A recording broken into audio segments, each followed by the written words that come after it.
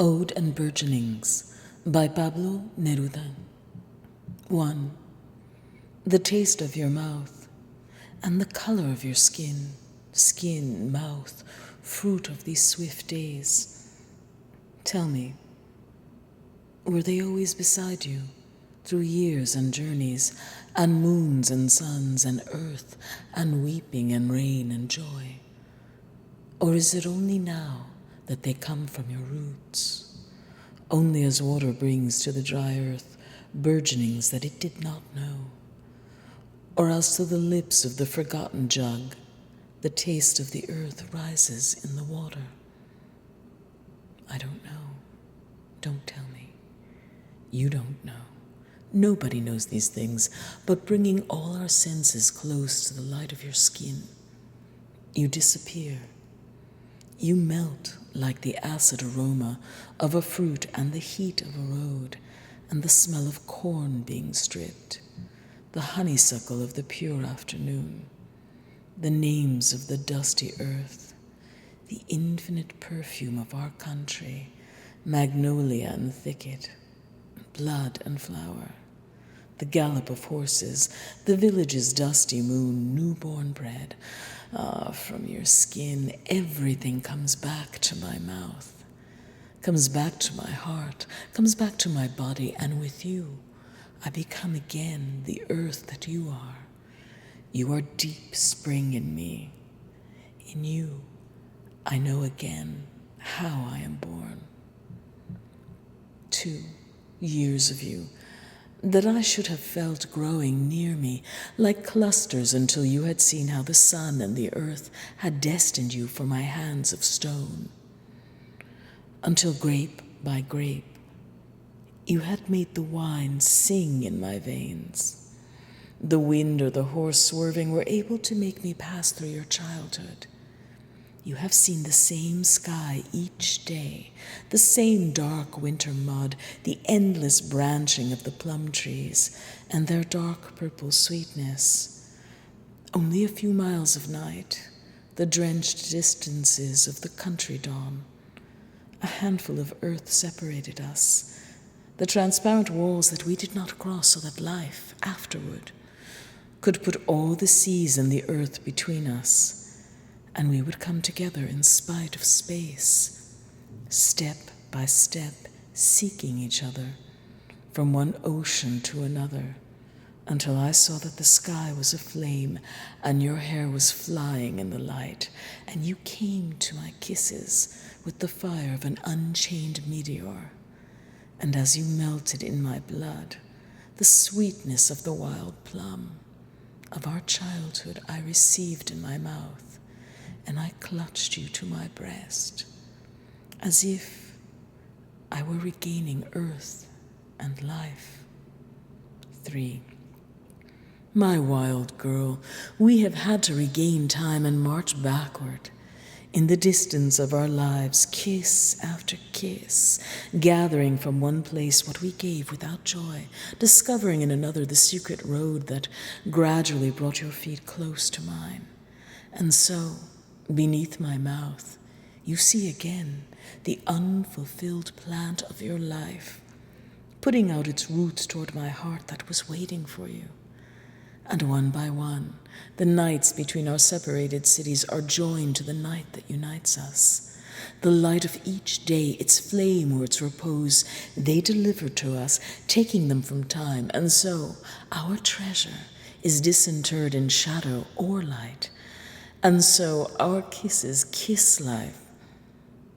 All love is enclosed in our love. All thirst ends in our embrace. Here we are at last, face to face. We have met. We have lost nothing. We have felt each other lip to lip, and we have changed 1,000 times between us death and life. All that we were bringing like dead metals, we threw to the bottom of the sea.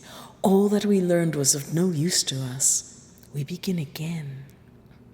We end again, death and life, and here we survive, pure, with the purity that we created, broader than the earth that could not lead us astray, eternal as the fire, that will burn as long as life endures. 4. When I reached here, my hand stops. Someone asks, tell me, why, like waves on a single coast, do your words endlessly go and return to her body? Is she the only form that you love? And I answer, my hands never tire of her. My kisses do not rest. Why should I withdraw the words that repeat the trace of her beloved contact, words that close uselessly, holding like water in a net the surface and the temperature of the purest wave of life? And love, your body is not only the rose that in shadow or moonlight rises. It is not only movement or burning act of blood or petal of fire, but to me you have brought my territory, the clay of my childhood, the waves of oats, the round skin of the dark fruit that I tore from the forest, aroma of wood and apples, color of hidden water, where secret fruits and deep leaves fall. Oh, love, your body rises like the pure line of a goblet from the earth that knows me, and when my senses found you, you throbbed as though within you rain and seeds were falling. Ah, let me tell you how I could abolish you and let my hands, without your form, tear the fire from my words. My gentle one, rest your body in these lines that owe you more than you give me through your touch. Live in these words and repeat in them the sweetness and the fire. Tremble amid their syllables. Sleep in my name as you have slept upon my heart. And so tomorrow my words will keep the hollow of your form, and he who hears them one day will receive a gust of wheat and poppies. The body of love will still be breathing upon earth. 5. Thread of wheat and water, of crystal or of fire, word and night, work and anger, shadow and tenderness. Little by little you have sewn it all into my threadbare pockets, and not only in the tremorous zone in which love and martyrdom are twins like two fire bells did you wait for me, my love, but in the tiniest, sweet duties. The golden oil of Italy made your nimbus saint of kitchen and sewing, and your tiny coquetry that tarried so long at the mirror. With your hands that have petals that jasmine with envy, wash the dishes and my clothes, disinfected wounds. My love, to my life you came prepared as a poppy and as a guerrilla fighter. Silken is the splendor that I stroke with the hunger and thirst that I brought to this world, only for you. And behind the silk, the girl of iron, who will fight at my side. Love, love, here we are, silk and metal. Come close to my mouth. 6. And because love fights not only in its burning agriculture, but in the mouths of men and women, I shall end up by attacking those who between my breast and your fragrance try to interpose their dark foot. They will tell you nothing worse about me, my love, than what I told you. I lived in the meadows before I knew you, and I did not wait for love, but lay in ambush and jumped upon the rose. What more can they tell you? I am not good or bad, just a man.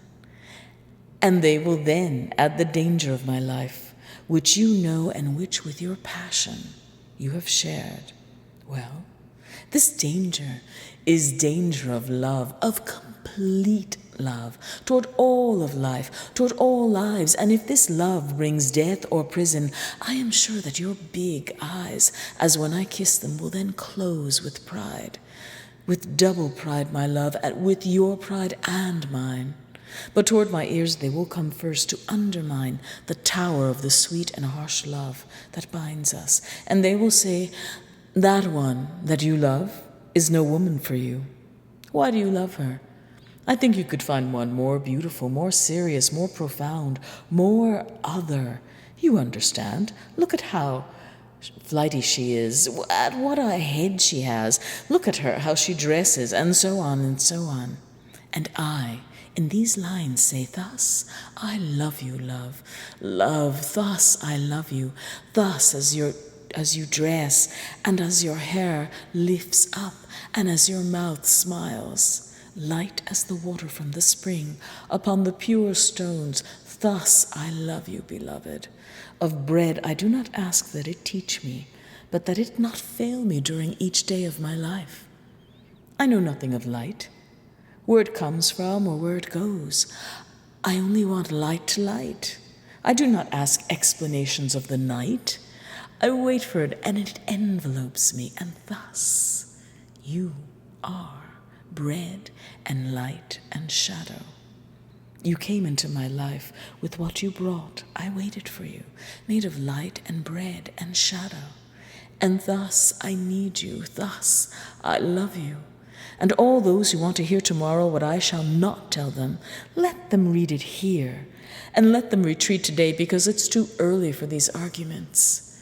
Tomorrow we shall give them only a leaf from the tree of our love, a leaf that will fall upon the earth as if our lips had made it, like a kiss that falls from our invincible heights, to show the fire and the tenderness of a true love.